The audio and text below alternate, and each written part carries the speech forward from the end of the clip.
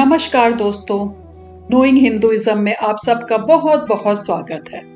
आज हम भागवत कथा के प्रथम स्कंद के 16 अध्याय को सुनेंगे। ये अध्याय बहुत ही खूबसूरत है। क्यों खूबसूरत है? क्योंकि इस अध्याय में बात होगी दोस्तों धर्म और पृथ्वी के बीच की। हम धर्म और पृथ्वी के संवाद को सुनेंगे। और कब सुनेंगे? जब श्री कृष्ण ने अपने लीला का संवरण करके इस लोक को त्याग दिया था और इस धरती पर धीरे धीरे कलयुग प्रवेश कर रहा था। तो दोस्तों, ये जो अध्याय है ये बहुत खूबसूरत है। इसमें हम धर्म और पृथ्वी के बीच के संवाद को सुनेंगे।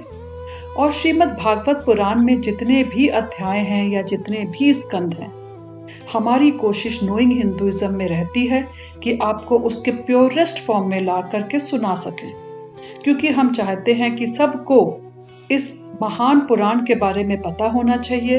हाउएवर, जब हम उसको थोड़ा छोटा करते हैं या इजी टू अंडरस्टैंड करते हैं तो थोड़ा बोलने का अंदाज बदल सकता है, थोड़ा छोटा हो सकता है जिस फॉर्म में लिखा है। But purity of this Shrimad Bhagavata Purana has not been compromised at all. तो दोस्तों, अब हम शुरू करते हैं अपना ये वाला अध्याय जिसका नाम है परीक्षित की दिग्विजय।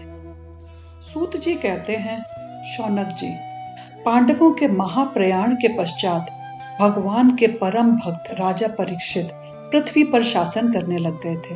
उन्होंने उत्तर की पुत्री इरावती से विवाह किया। उससे उन्होंने जन्मेजय नाम का पुत्र और 3 और सारे पुत्र उत्पन्न किए। सूत जी कहते हैं कि जैसे ही राजा परीक्षित ने सुना कि उनके साम्राज्य में कलयुग का प्रवेश हो गया है तो उन्हें बहुत दुख हुआ। उनको दुख हुआ, पर उन्होंने सोचा चलो कोई बात नहीं, अब एटलीस्ट एक युद्ध करने का तो अवसर हाथ लगेगा। और इसके बाद उन्होंने अपने धनुष हाथ में ले लिया और सुसज्जित रथ पर सवार होकर दिग्विजय करने के लिए नगर से निकल पड़े। जैसे ही वो दिग्विजय करने के लिए निकले थे तो रास्ते भर उन्होंने लोगों से मिलते रहे और जहां पर भी वो रुके, शिविर बना करके रुकते थे या बैठते थे, सब के सब श्री कृष्ण की लीला के बारे में ही उन्हें सुनाते रहते थे। वे सुनते थे कि कैसे भगवान श्री कृष्ण ने प्रेम में वश होकर के पांडवों के सारथी बनने का भी काम स्वीकार कर लिया था। कैसे भगवान श्री कृष्ण रात को शस्त्र ग्रहण करके वीरासन में बैठ जाते थे और शिविर पर पहरा देते थे, पांडवों के पीछे पीछे चलते थे, उनको स्तुति करते थे तथा प्रणाम करते थे। इतना ही नहीं, भगवान श्री कृष्ण ने तो अपने प्रेमी पांडवों के चरणों में सारे जगत को झुका दिया। जैसे जैसे परीक्षित जी अपनी दिग्विजय की यात्रा पे जाते थे, भगवान श्री कृष्ण के बारे में सुन के उनकी भक्ति भगवान श्री कृष्ण की तरफ बढ़ती ही जाती थी। जब ऐसे ही अपने जब दिग्विजय पे थे तो एक शिविर में वो रुके हुए थे और उस शिविर में उन्होंने जब पास में खड़े होकर के वो रात में बाहर जा रहे थे तो उन्होंने एक बहुत आश्चर्यजनक घटना को सुना और देखा। तो चलिए, सूत जी कहते हैं अब मैं उसको सुनाता हूं। तो दोस्तों, अब हम आगे सुनेंगे कि धर्म और पृथ्वी के बीच में क्या संवाद हो रहा है, क्योंकि जो बात परीक्षित जी ने सुनी थी वो थी धर्म और पृथ्वी के बीच में संवाद। धर्म बैल का रूप धारण कर लिया था उसने, और पृथ्वी ने एक गाय का रूप धारण कर लिया था।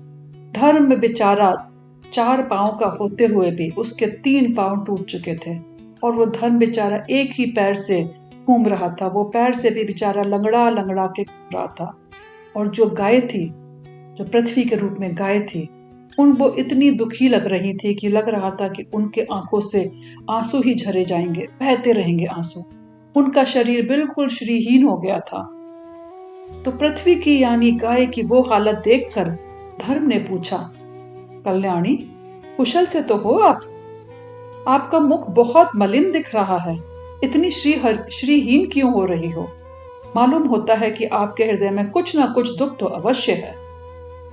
धर्म आगे पूछते हैं, क्या आपका कोई संबंधी दूर देश में चला गया है? ऐसा तो नहीं आपको इसलिए दुख हो रहा हो कि मेरे 3 पैर टूट गए हैं, कि अब धर्म जो 4 पैरों से घूमता था, 4 पैरों से खुश होता था जब श्री कृष्ण इस धरती पर थे, अब उनके 3 पैर टूट गए हैं, वो एक ही पैर से लंगड़ा लंगड़ा के चल रहा है। धर्म बोलता है, यानी बैल गाय से बोलता है, संभव है आप मेरे लिए शोक कर रही होंगी। शायद आप उन देवताओं के लिए भी खेद कर रही होंगी जिन्हें अब यज्ञों में आहुति नहीं दी जाती है, या आप उस प्रजा के लिए तो दुख नहीं कर रहे हो जो वर्षा न होने के कारण अकाल से पीड़ित मर रही है। देवी, क्या तुम राक्षस सरीखे मनुष्यों के द्वारा सताई हुई स्त्रियों या बालक के लिए तो शोक नहीं कर रही हो? या ये सुनकर के कि जो जितने ब्राह्मण हैं वो सारा राजाओं के चंगुल में आ गए हैं और वो ब्राह्मण का जो उनका काम होता है वो कर्म ना करके राजा की सेवा कर रहे हैं, क्या बुरा हाल आ गया है। आप इसीलिए तो दुख नहीं हो रहे हो, या उन राजाओं के लिए दुख हो रहे हो जिन्होंने कलयुग आते ही सारे देश को उजाड़ दिया है।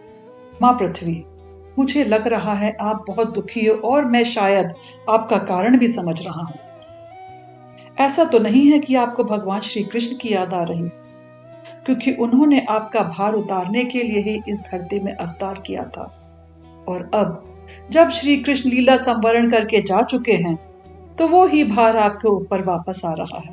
दोस्तों, ऐसा होता है कई बार जब हम स्कूल में होते हैं, कक्षा में होते हैं, तो जब तक टीचर होता है तब तक तो क्लास बहुत शांत रहता है, बच्चे बहुत शांति से बैठे रहते हैं, पर जैसे ही टीचर वापस जाता है क्लास में बच्चे फिर वही शोर मचाना, एक दूसरे को बुरा कहना, भला कहना शुरू कर देते हैं।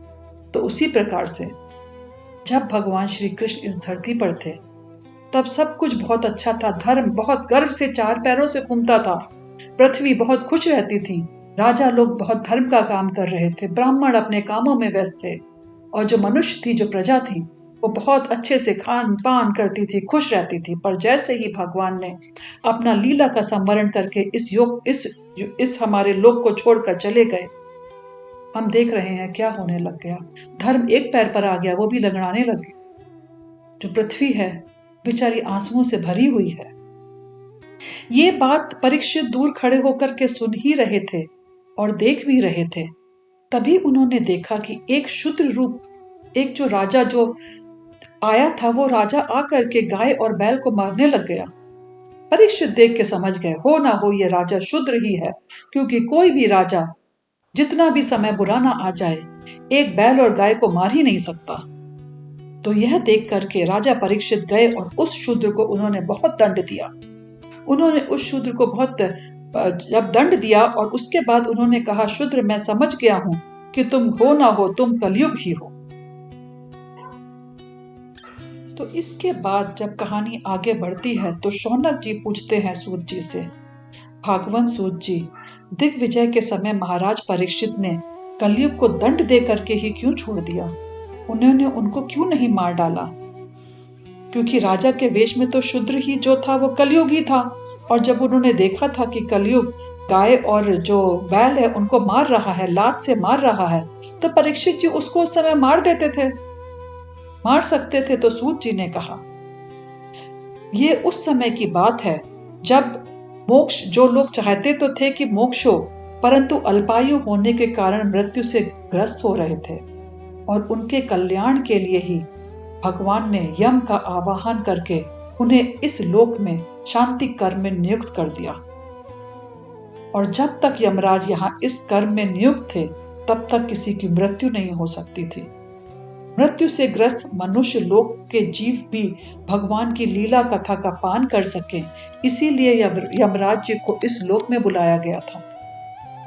तो सूत जी कहते हैं कि यमराज जी को तो इस लोक में बुलाया गया हुआ था क्योंकि भगवान चाहते थे कि लोग मृत्यु को प्राप्त ना करें और भगवान की लीला को देख सकें, भगवान की लीला के साथ अपना समय व्यतीत कर सके और मोक्ष को प्राप्त कर सके।